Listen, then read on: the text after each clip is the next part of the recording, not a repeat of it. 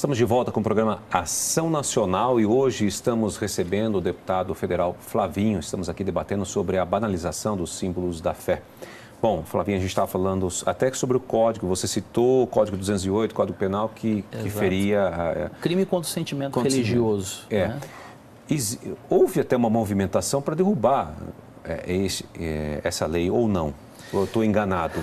Eu me lembro que houve uns rumores aí de tentar mudar a lei para que tudo seja liberado e acabou. Quando você parte do princípio de que estes mesmos que afrontam essa lei, eles são pregadores da laicidade do Estado, né?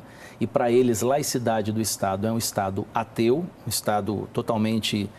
todo mundo fala Estado laico, exatamente. Né? E aí está a grande diferença. O Estado laico é diferente de um Estado laicizado.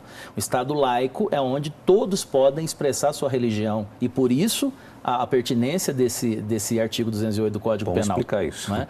Então, num Estado laico, quer dizer que o Estado não é religioso. Por exemplo, qual é um Estado religioso? Por exemplo, lá na Palestina é um Estado religioso, né? No Irã é um Estado religioso.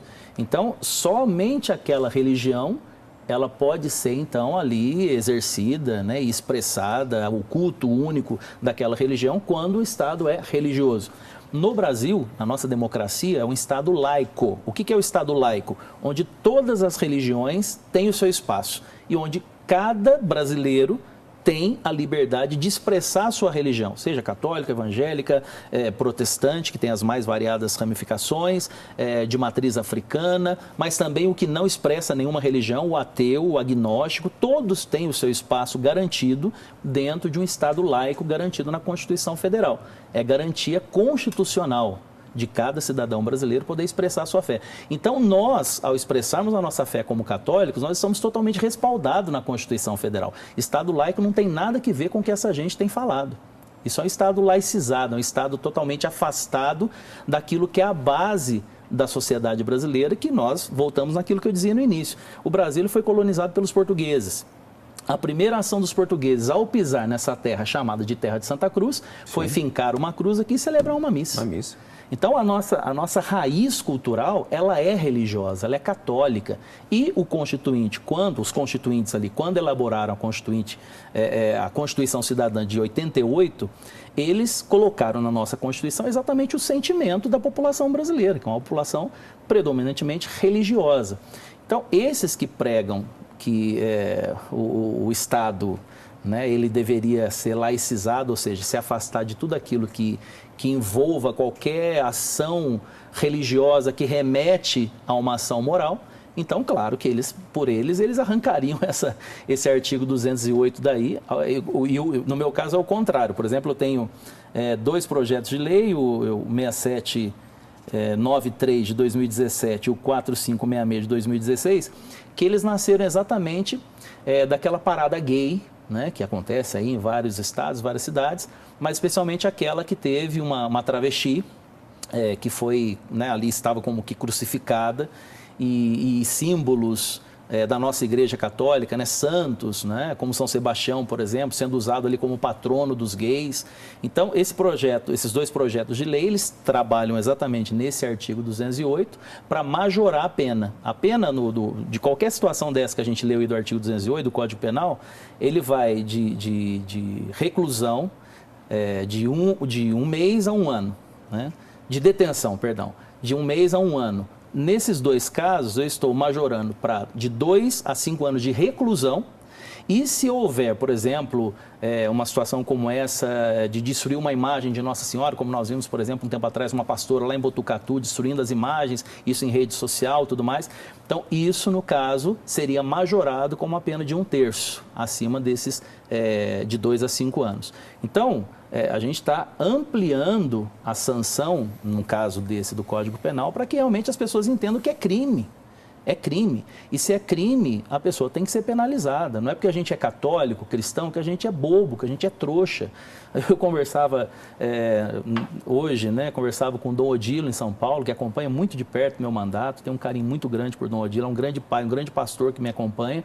E nós conversávamos exatamente sobre isso. O risco de nós católicos não agirmos nessa situação, dentro da legalidade, com toda tranquilidade, nós não agredimos ninguém, nós não xingamos ninguém, nós usamos da lei. Então, se nós católicos não agirmos, essas pessoas continuarão vilipendiando nossos símbolos religiosos, continuarão desrespeitando a nossa fé católica no país. Estão construindo uma imagem de que todo mundo está sendo radical, né? Que tipo assim, não, olha, esses caras, como é, que vem com esse lado moralista, enfim, estão trabalhando muito em cima disso, dizendo que todo mundo, porque é cristão, é moralista, é não sei o quê, e defende. E a gente tem percebido que é uma minoria que está fazendo um grande barulho. Exato. Fazem muito barulho, mas uma pequena minoria que vem trazendo isso aí para frente e colocam assim em xeque, em dúvida, tudo aquilo que se construiu até hoje. Claro, é uma minoria organizada, é uma minoria intelectualizada, ou seja, eles se prepararam muito para isso. Essas minorias que a gente fala, esses coletivos, né? A gente ouve falar muito disso, né? O coletivo de mulheres, não sei o quê, o coletivo LGBT, não sei o quê. Esses coletivos, essas pessoas, é como se eles tivessem anulado a sua própria vida para poder dedicar toda a sua vida para essa causa. Né? São pessoas que abdicaram, às vezes, até de família, de vida profissional, para se dedicar a essa causa ideológica, que é de desconstruir, é uma reengenharia. O que essas pessoas trabalham, quem conhece um pouco de engenharia, eu não conheço muito, mas quem conhece um pouco de engenharia, é uma reengenharia social. Então, o que eles fazem? Eles vão desconstruindo, eles desconstroem a imagem daqueles que defendem a moral, os valores, os costumes, os princípios, né? E, primeiramente, já agredindo, dizendo que esses não têm moral. Né, que esses não têm moral para defender a família, é o que a gente escuta muito na Câmara. E realmente alguns não têm, né? Mas isso, uma coisa, outra coisa, outra coisa. Né? O que você defende como princípios, como valores, né, isso é fundamento da sociedade. Então isso faz parte de um processo legislativo que um parlamentar está totalmente respaldado para fazer. Mas eles atacam pessoalmente, aí é onde eu estou dizendo. Então eles querem desconstruir a imagem daqueles que são contrários às suas teses, porque são teses. O que esses coletivos, o que os defensores da teoria queer, o que é essa teoria queer que é defendida basicamente, né, a grande idealizadora, vamos dizer, dessa teoria queer foi essa senhora que esteve, ou senhor, não se sabe exatamente o que esteve no Brasil há poucos dias atrás, a Judith Butler, não é? Que é uma americana, uma professora americana, lésbica, que tem a sua companheira, ela vive com uma outra mulher, estava aqui no Brasil, inclusive a mídia noticiou como a sua esposa estava com ela aqui. E essa senhora, então, ela é a mãe dessa teoria queer, né? Essa teoria queer, ela fala da fluidez dos gêneros, ou seja, não existe isso que a gente dizia no primeiro bloco de sexo biológico masculino. Para eles a coisa é fluida, né? Ela pode ser hoje mulher, mas pode daqui a pouco ser homem ou não ser nada disso, né? Ser essa coisa do binário, para eles o sexo binário é algo muito, muito surreal, é uma construção social. Eles dizem que essa opressão sobre a questão de ser homem e de ser mulher é uma construção social e uma opressão que já se impõe para a criança. Por isso eles querem entrar tanto nas escolas. Por isso essa loucura deles de entrar na educação com a ideologia de gênero, né? Que está dentro desse contexto da teoria queer. Entrar na educação para já começar a desconstruir a criança desde pequenininha. Né? A gente você faz realmente uma... Aí você muda uma cultura. Né? Quando você entra na educação e pega a criança ali desde o início, de 5, 6... Por que essas pessoas defendem, por exemplo, a escola integral? Não o ensino integral, mas a escola integral, onde a criança fica mais tempo possível lá na escola. Mais longe dos pais. Claro, porque mais daí perto da ideologia. Massinha de manobra na mão dessas pessoas. Né? Aqui não estou acusando professores, né? Ao contrário, muitos deles também são massa de manobra desses ideólogos que estão aí no topo da cadeia alimentar. Muitos deles são contra essa proposta. Muitos são massa de manobra desses que estão no topo da cadeia alimentar, né, da educação, pedagogos, secretários de educação, diretores de colégio, os que formam os professores, né, nas universidades, são pessoas que trabalham essa mentalidade em alguns professores para que cheguem ali na base, naquela criança e comece a desconstruir essa heteronormatividade. É isso que a gente falava desde o início. É uma palavra meio chata, comprida, mas que fala o quê? A heteronormatividade nada mais é do que você olhar para um menino e você vê um menino, você olhar para uma menina, você vê uma menina, porque isso é o que a biologia diz, isso é o que os cromossomos que estão no nosso corpo dizem. Mas essas pessoas trabalham essa reengenharia, eles querem mudar toda a engenharia social com essa nova engenharia social que trata dessa teoria, ou seja, são teorias, é uma loucura, eles querem fazer da nossa ideologia, uma não ideologia, é algo concreto, não é uma suposição de forma alguma, é uma de teoria, fatos. que nem eles têm as comprovações, claro que são teorias, nem eles têm as comprovações científicas, é ao contrário.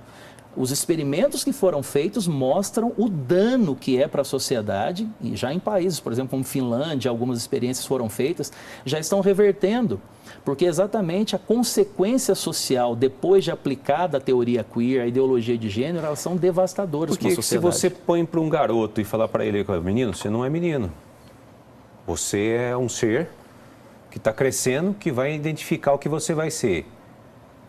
Para uma criança, você tem que ter uma base de norte. Claro. Né? Ela precisa dessa segurança de ter isso. Está na psicologia. Tente explicar para um adulto isso. Bom, já é difícil da gente conseguir A gente explicar para entender. deputado lá dentro da Câmara, para você ter uma ideia, já é complicado. Porque tem deputado e tem muita gente, e no nosso meio, inclusive... A gente está falando assim, independente se a criança vier a tomar uma Existem distúrbios, sim, existem uma série de situações. Lógico que ele pode vir se tornar não estamos aqui querendo condenar ninguém. Não, nenhum homossexual, nenhuma pessoa que vive com a sua companheira, não é isso. A questão não é essa. A questão que nós estamos discutindo é a desconstrução do que se fala hoje sobre família. Exatamente. E eles querem usar disso tudo para dizer que o normal é isso. E que o que a gente viveu até hoje foi um equívoco. Mentira, um equívoco da história, da humanidade, entendeu? Um equívoco antropológico, sociológico, filosófico. E eles descobriram a roda de 30 anos para cá e agora sim a sociedade encontrou o seu caminho para poder se adequar às opções sexuais dessas pessoas, que gostem ou não gostem. Eles ficam bravos quando a gente fala dessa forma. Mas é a opção sexual daquela pessoa. Ela tem total liberdade. A igreja nunca foi contra, de forma pessoal, aquela escolha que a pessoa faz. Porque ela tem liberdade. A igreja é mãe, ela dá liberdade aos seus filhos. Ela aponta dentro da sua doutrina. E quando a gente fala para católicos, o católico tem que entender que a doutrina católica, que se aplica à fé que ele decidiu abraçar, porque fé é adesão, ninguém é obrigado a ser católico. Sim. Você faz uma adesão, isso ensina o catecismo da Igreja Católica, a fé é uma adesão, né? E você aderiu àquela fé, então tem uma doutrina, tem um regramento. Sim. Por exemplo, na Câmara dos Deputados, no plenário da Câmara você não pode entrar se você não tiver de terno, gravata, blazer, você não pode entrar de bermuda. Sim. Você não pode entrar nem só de uma camisa, nem de uma camisa, não pode, tem que estar com gravata e tudo mais. É o regimento diz que é assim. Não, mas eu tenho que entrar porque eu não sou igual a vocês, eu quero entrar e eu tenho direito. Não, você não tem direito de entrar se você não estiver dentro do regimento. Uma norma. É uma norma. Eu preciso ir para um rápido intervalo, a gente vai retomar esse assunto aqui. Fique com a gente, gente. Vamos lá.